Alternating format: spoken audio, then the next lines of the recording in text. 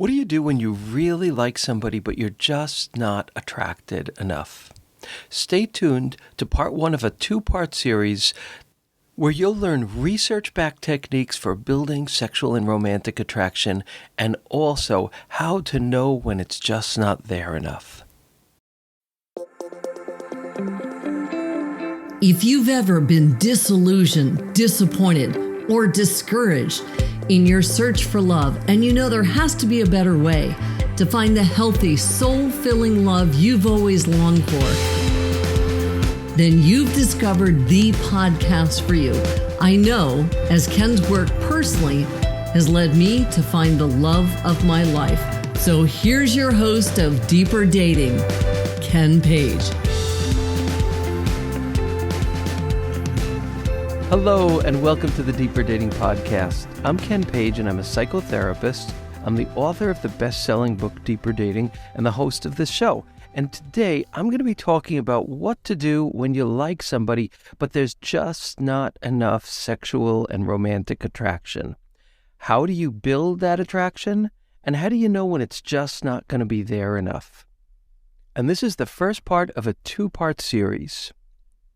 So in this and every episode of the Deeper Dating Podcast, my commitment is to share the greatest, best tools and insights that I know to help you find love and keep it flourishing and heal your life in the process. Because the skills of dating are the skills of love, and the skills of love are the skills of life. And if you want to learn more about the Deeper Dating path to real intimacy, just go to deeperdatingpodcast.com. And if you sign up for my mailing list, you'll get 3 wonderful gifts. And you'll learn about how to use these ideas to transform your intimacy journey. And we also have complete transcripts of every single episode available for you as well. And finally, if you like what you're learning here, I would love it if you could subscribe and leave me a review. That is a wonderful way to say thank you. And let's jump right in. I think that the understanding that we are given about the search for love and about sexual attraction and about who to pick is so incredibly limited and juvenile that we are often led profoundly astray for lots of our lives because we don't learn about the wisdom of how this stuff really works. There are some people that know from right away, from early on, I'm going to look for somebody I'm attracted to, but decency and integrity and commitment and availability and goodness of connection are the things that matter most. And they look for that and they know how to stick with it. The rest of us have to bang up against a hell of a lot of walls to discover that, to learn that, to reshift our circuitry, to learn new tastes, and to develop those skills. And that's what we're going to be talking about today and in the next episode. So we're taught you look for someone you're attracted to, and then you hope they're attracted to you, and then you get to know them and you see if they're a good person and if it feels like a match, and that's how you do it. In other words, like attraction is the very first thing you look for, and it's the thing that is the most privileged in this process, and that is going to lead us astray. Attraction is super important. It is real, but it's not first. It needs to be kind of closely holding hands with our commitment to good character. That's why I say all the time the very first question is, does my soul feel safe with this person? And yes, you do have to be attracted, but when you make your central question about the quality of the connection, the stability of the connection, the safety and the integrity of the connection, you look for love differently and you build a different future for yourself. And I can't tell you how many people that I've had the blessing to work with who made that subtle but profoundly important shift and found healthy love and learned lots about themselves in the process, for which I'm incredibly grateful. The thing that we don't get taught is that we have different circuitries of attraction. We can build different tastes. We can look for different kind of people. And as I said, we can shape a different and much better future for ourselves as we do that. So Hopefully, most of us know that you cannot force sexual attraction. No matter how good and decent the person is, no matter how good they look on paper, if sexual and romantic attraction isn't there, you can't force it. However, what we don't get taught is that we can educate our attractions. We can't force them, but we can educate them. And when we learn the skills for cultivating sexual and romantic attraction to healthy relationships, we can start building the kind of love that we're looking for. And when we learn to educate our attractions, our dating life and our intimacy journey opens up in a whole new way. And I'm going to quote something here from my book. You know, I talk about in many places the two kind of binary types of circuitries, which are attractions of inspiration and attractions of deprivation. Attractions of inspiration grow because of the beauty of the connection, because of the safety of the connection, because of the holding to goodness and truth and honesty and love and caring in the connection. Attractions of deprivation are sexy and scratch that itch desirable because we're always trying to get the other person to love us right. So what I wrote was, in an attraction of inspiration, a spark of attraction has the potential to grow into a flame if we know how to nurture it. And we're going to talk about that today and in the next episode. And even if you have been, as I have, relentlessly attracted to bad boy or bad girl or bad person or unavailable type people, you can still develop this capacity.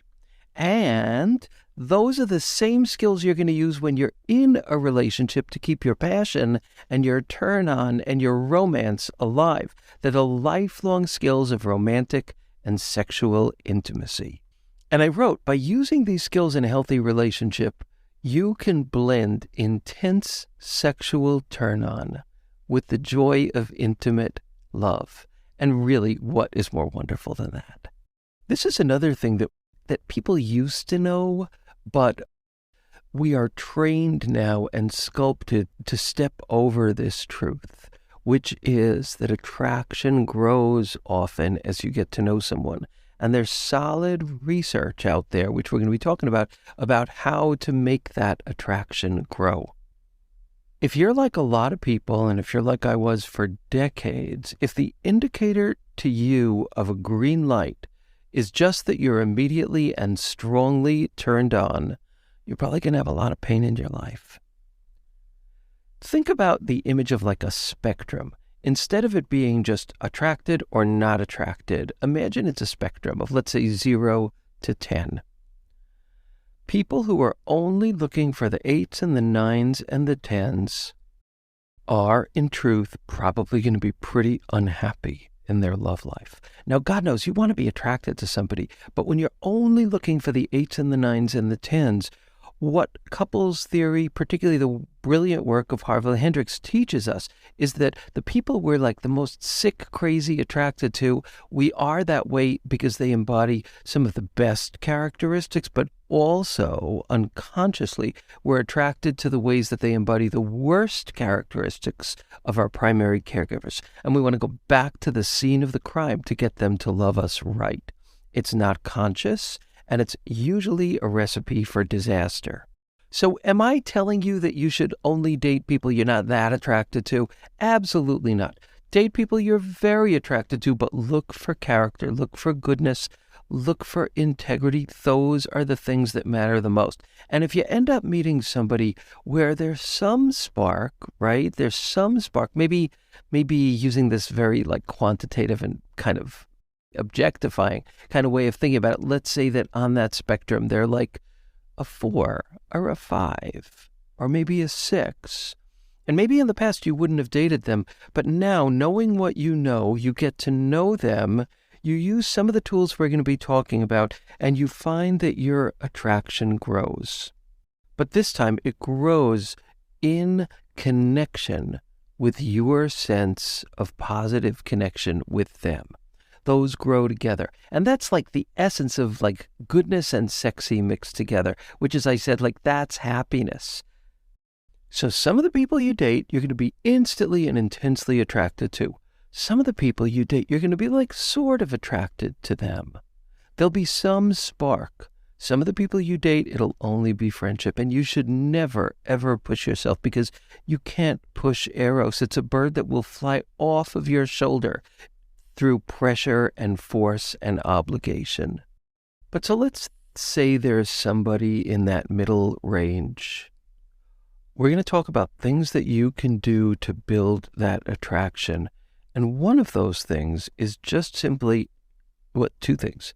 Don't force yourself, don't pressure yourself, and let yourself enjoy them. And what's going to happen in these relationships is, along with the growing connection that you have, there will be like little tendrils of Eros.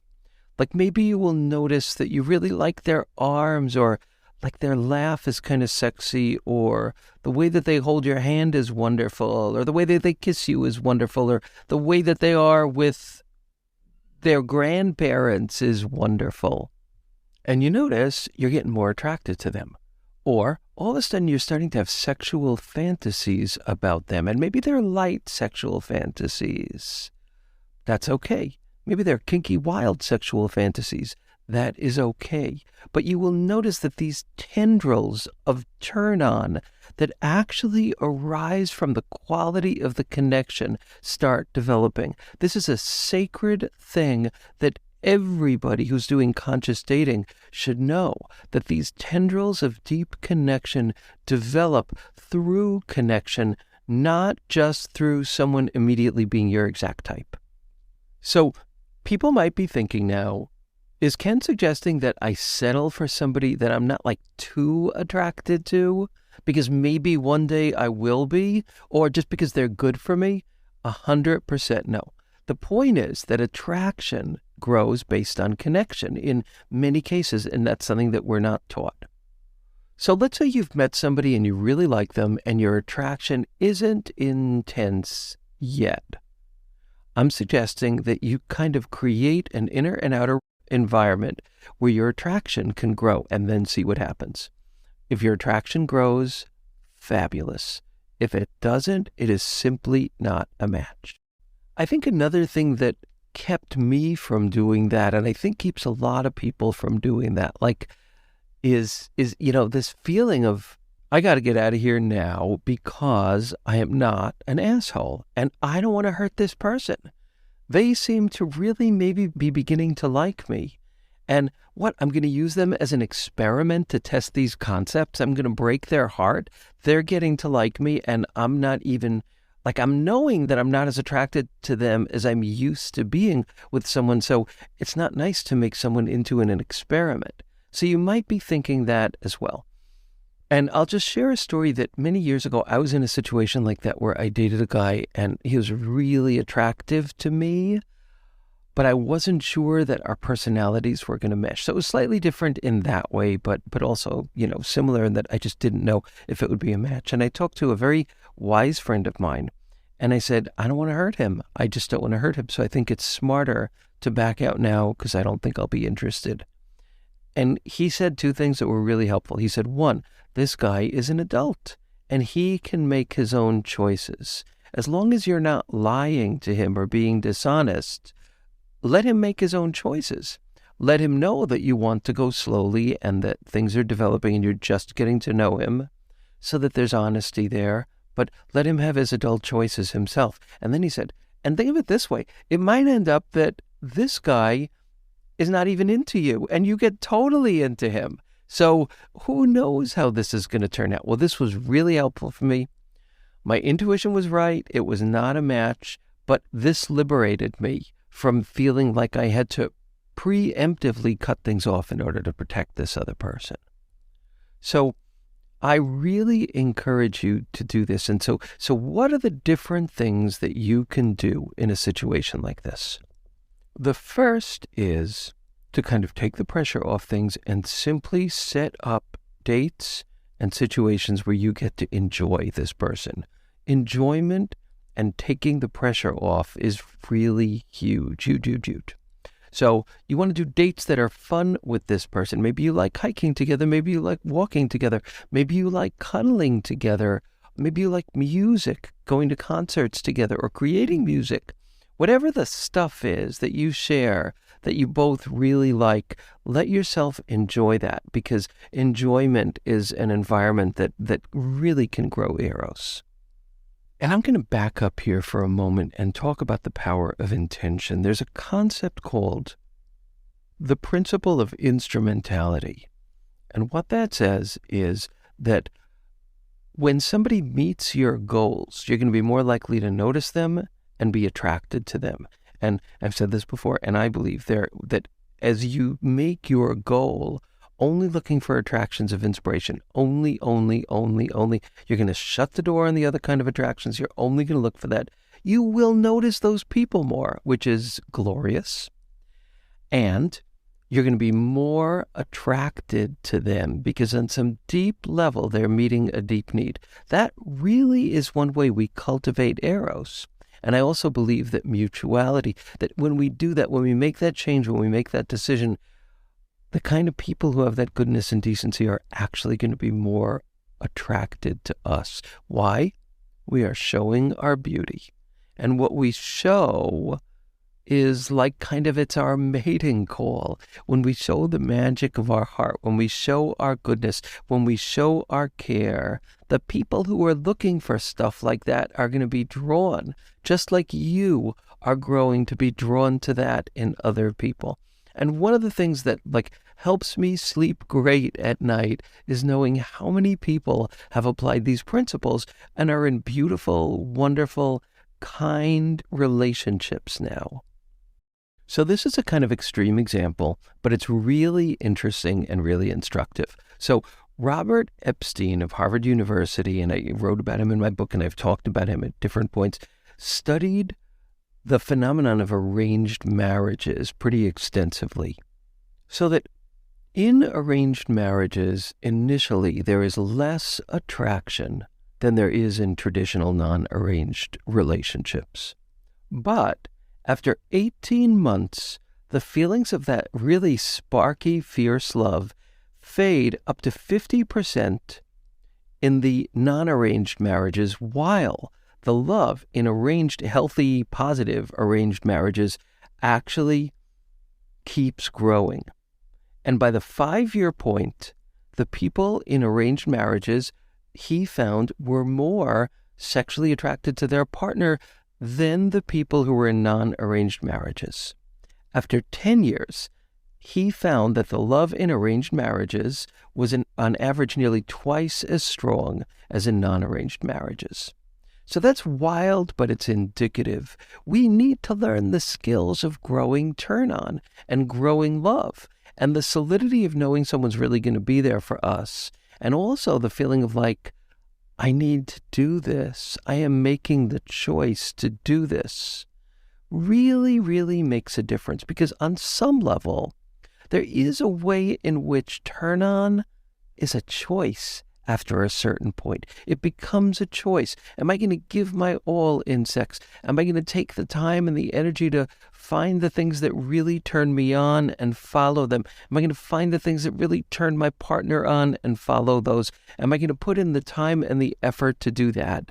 And if the answer is yes, at that point, after those early stages, quality of connection and turn on become much more linked. It's a funny thing how, to some degree, the choice of attraction, the choice of desire actually is a choice. It is not completely a choice. You cannot force attraction, but it is a choice. There is something sexy as hell about mutual commitment.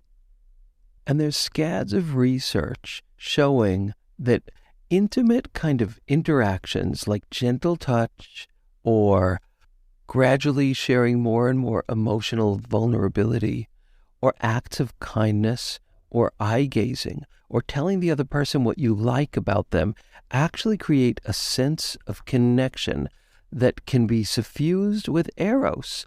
Attraction can definitely be cultivated, grown, and developed. Not in all cases, not when it's not there, but so often. And those are skills that everyone who cares about love needs to develop, because when you're in a relationship, you will be using those skills when things get difficult, when things get stale, when things get boring, when there's too much familiarity and not enough eros. These are all the kind of skills that you'll be using. So I want to share one of the most powerful ways to build turn on, in addition to the things that I've mentioned, and that is fear. Fear and risk. Now, I don't mean the kind of fear of bungee jumping, although actually there is research that says when couples do scary things together, it bonds them more deeply and it develops attraction. But I'm talking about a particular kind of scary thing, which is sharing the most vulnerable parts of yourself, your places of need, the places that maybe you feel ashamed because, and I'm just going to share some of the things that in my years of doing this work, people have described as the awkward part that they feel ashamed to show. It might be a need to feel special and a need to make the other person feel special, which, in many cases, if you're ashamed of that, you're going to keep finding ways to make the other person feel special, but shield yourself by choosing people that don't know how to make you feel special, or kind of sculpting their behavior not to make you feel awkward about that, so you get to give, but you don't have to deal with receiving.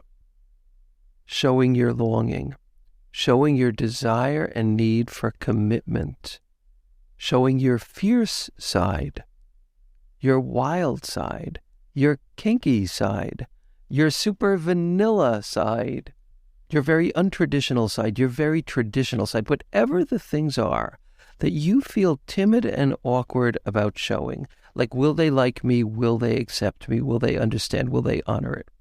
When you're with the right person and you take the risk of showing it, even though it's scary as hell, and they get it and they receive it and they hold it, expect your connection and probably your sense of attraction to grow profoundly. This is a lever that we can put our hands on. And when we share our vulnerability, this is what I've talked about in the last few episodes as well, in a different way, we actually grow attraction. So in the next episode, I'm going to talk about what do you do when you're with someone and there is a little sexual attraction, but not enough. What are specific techniques that you can do? What do you do when you're with someone and you really like them, but there's no sexual attraction?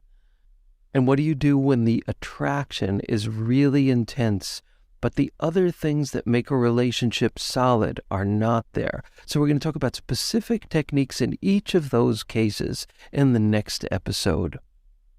But here's the thing I want to say most of all.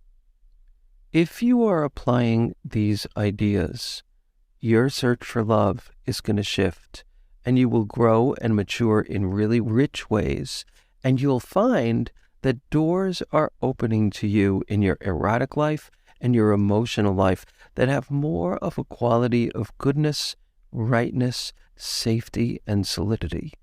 And then learning how to blend that with turn on is just such an exciting and wonderful privilege to be able to do. So thank you so much for listening, and I look forward to connecting on the next episode of the Deeper Dating Podcast.